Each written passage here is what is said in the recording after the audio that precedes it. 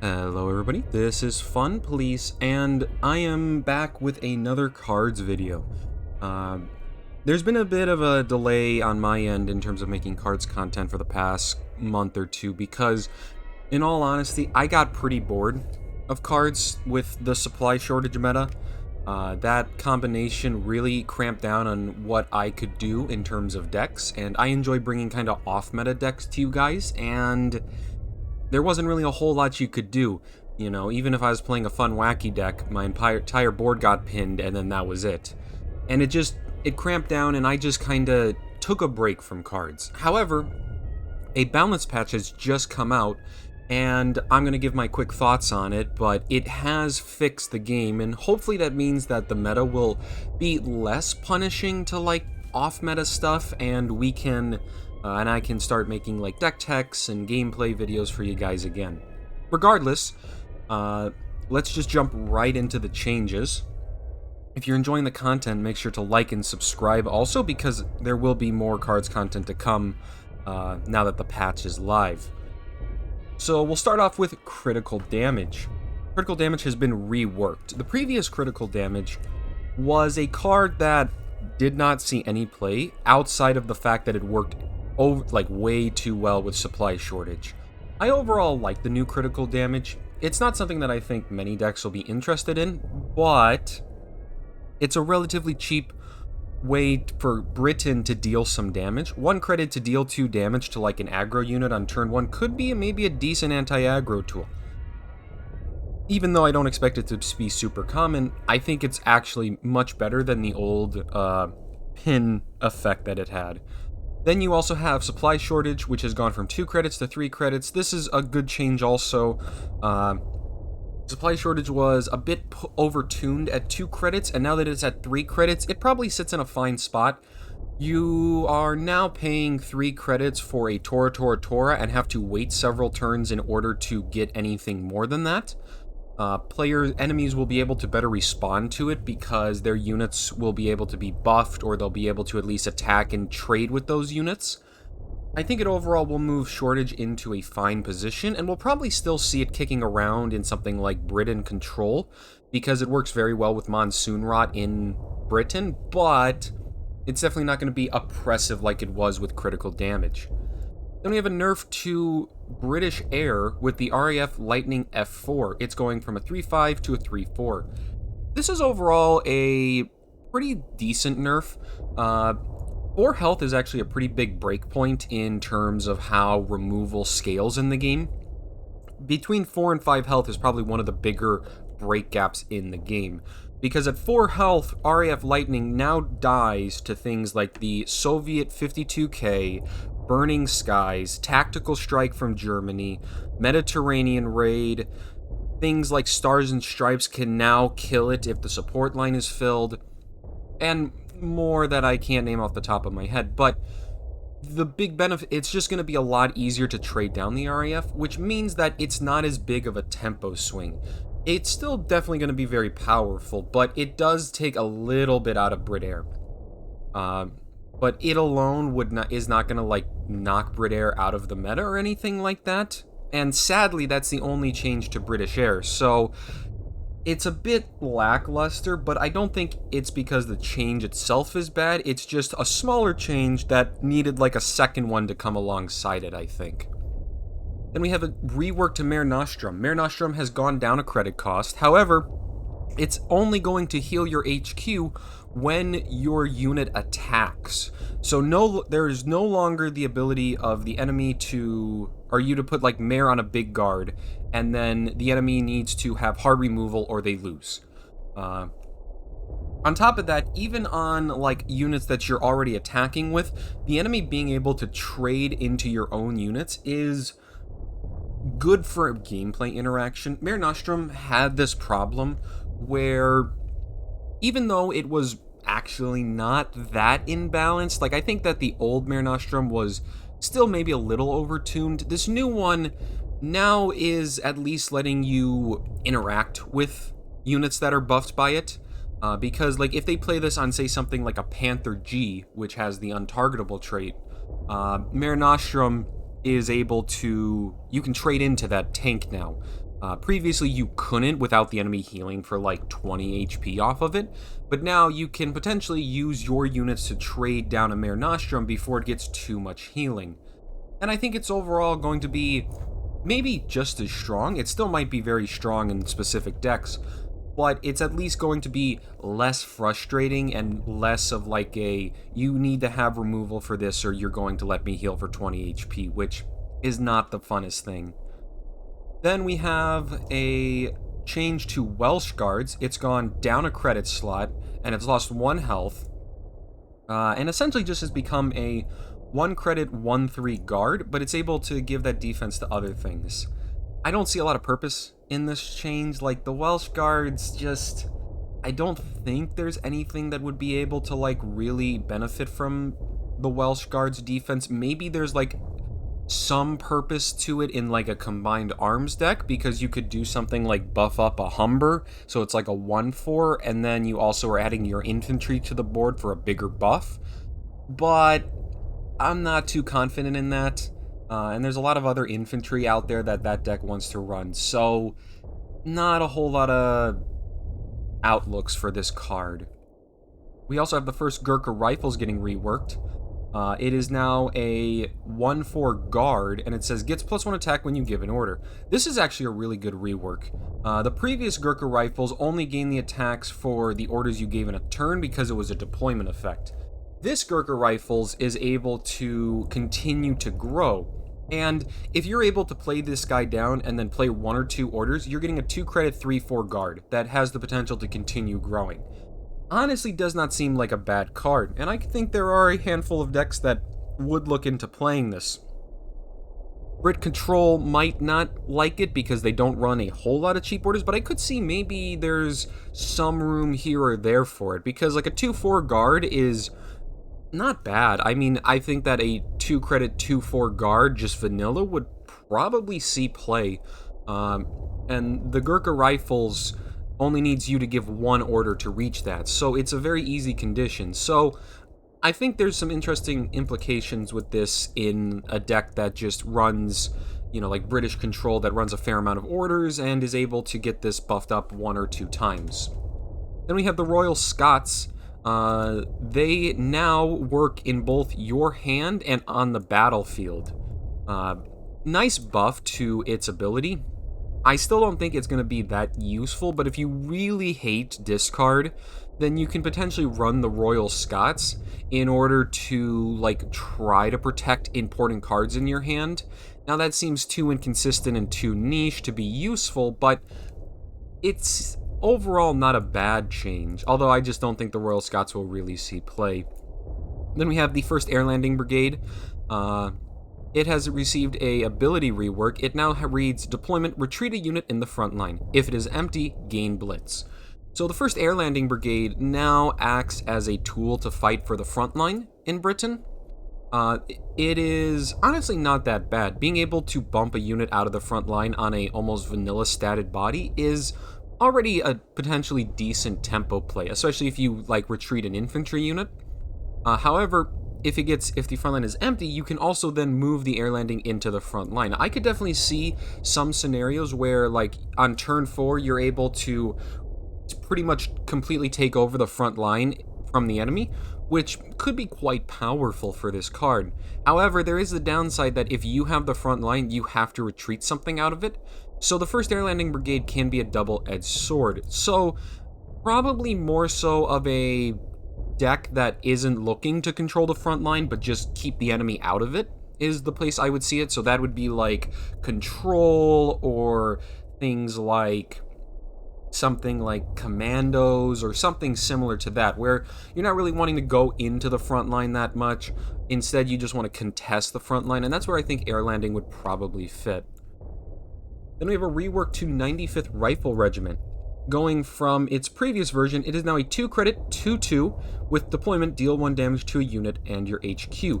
It's essentially a Bloody Sickle that's on a 2/2 infantry. Now, it doesn't draw a card and replace itself. That would probably be a bit broken. However, I think 95th Rifles potentially fits well into self-damage. We've seen that self-damage really likes those low damage pings that it can deal itself, because it allows you to discount your 34th guards, it'll trigger your 456th infantries, and it also starts lowering your health to get sunshines online quicker. And I think 95th fits decently well. A 2 credit 2/2 infantry is like not the best body in the world, but it's fine. But the biggest thing is that it's quick. I could definitely see this card being a strong like board swing in the early game, which is something that could help self-damage, who sometimes struggles to be impactful in the early game if they don't find specific answers. And I think the 95th, by pinging an enemy unit and hitting yourself and developing on the board, is just a very nice combination of tools. Even though it doesn't draw, it's developing a little bit onto the board, and the redundancy of the effect is really what you want. Having 4 sickles is good. Potentially having up to 8 sickles, kinda, could be really strong in that deck. Then we have a change to the I-16 Ishak. It's lost 1 attack, but has also been lowered in operation cost. So the previous I-16 was not good. We've seen that kind of vanilla statted fighters with 2 operation costs just don't see play. They would need an effect or something like that to work. Now, the I-16 is potentially not as powerful as it was, but its operation cost going down by 1 makes it a lot more receptive to buffs. It's a lot easier to do something like buff the I-16 and then immediately attack with it, which could potentially help Soviet Air. It's overall, I think, a decent enough change, although Soviet Air still has some ways to go before it's a legitimate deck. So we probably won't see a lot of the I-16 in the short term, but maybe whenever another expansion comes around, or if there's some Soviet Air card that comes out, or more reworks happen, the I-16 might become a decent enough 2-drop in that deck, because cheap fighters to power up your buffs are just potentially quite strong, and the low operation cost helps make this useful.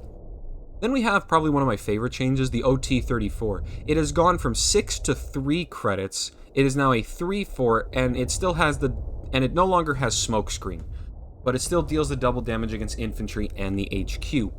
So the OT-34 is dealing a little less damage than it previously did, and it's not going to sit in smokescreen until it can like OTK. However, one big thing that the OT-34 can do is that it is now the cheapest T-34 in the game. And I think that's pretty exciting for a Soviet T-34 deck. Being able to play something in the early game that is developing T-34s has not existed up to this point. The earliest you could drop a T-34 was turn 4 with the Polish version. But usually you were dropping them like turn 5 or later. But the OT-34 comes down on curve as a decent enough body. It doesn't have any immediate impact, but you're able to at least develop a board, which is interesting. And if you're able to play something like an Amur with this, or get this alongside Amurs, then you can have a very cheap operating tank with heavy armor that is potentially dealing up to 6 damage to the HQ, or overrunning infantry very efficiently. I think it's it's an exciting change, and I'm really interested to see how this does in T-34 decks. Then we have a change to the P-40B Tomahawk. This has changed to say if units get added, then they get +1/+1 also. Nice little change. It now works with some of the Soviet cards like No Surrender and the BP-43 Armored Train and similar effects.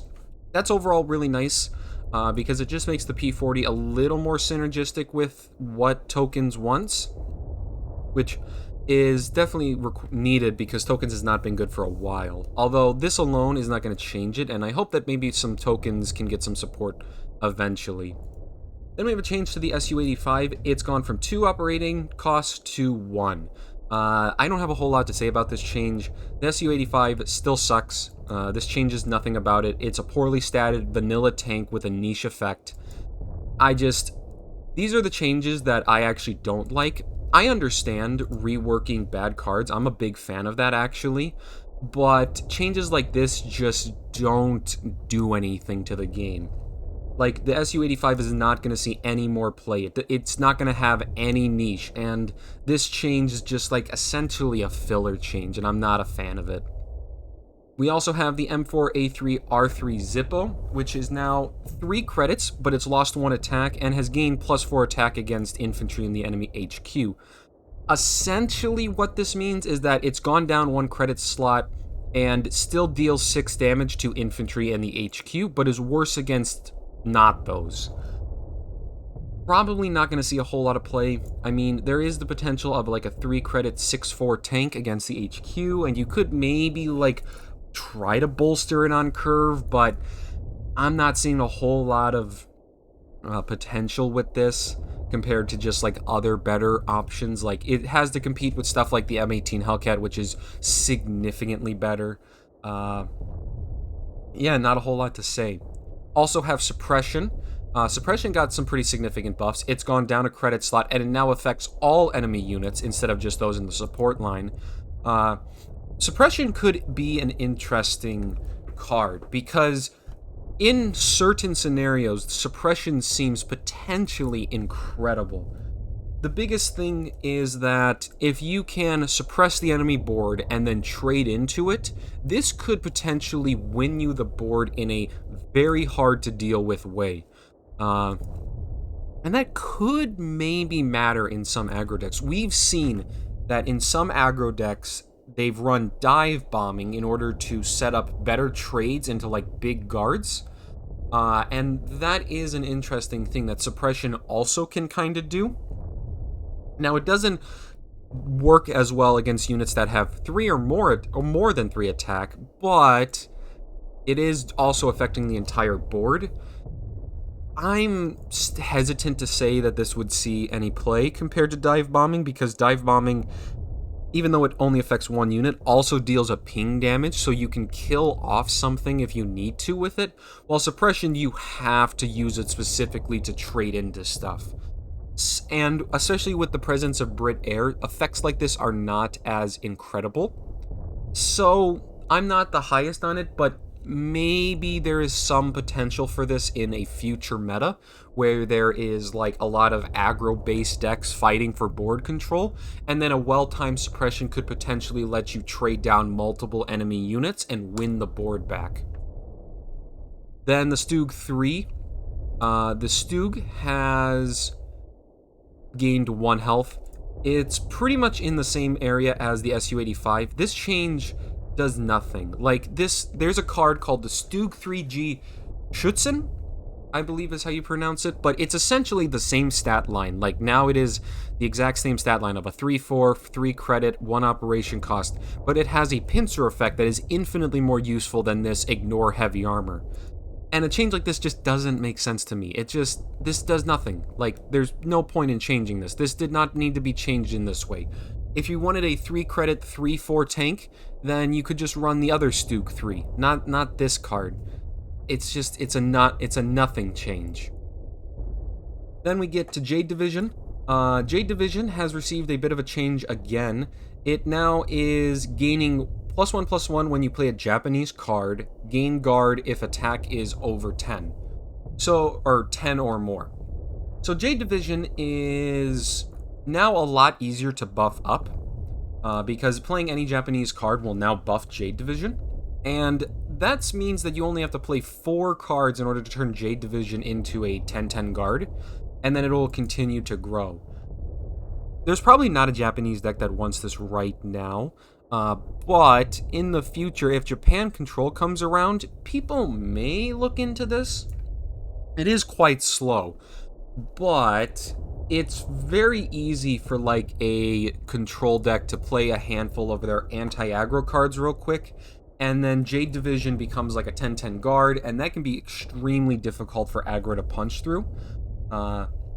And this also can counter pressure pretty well. So it's not like the worst thing ever, and the defensive edge is interesting. It's just there's no deck that can support it, and even if a control deck comes around, they might not want this depending on how it's built. But it's hard to say that this is an outright bad card, because there is the potential to get it very big very quickly by just playing your turns.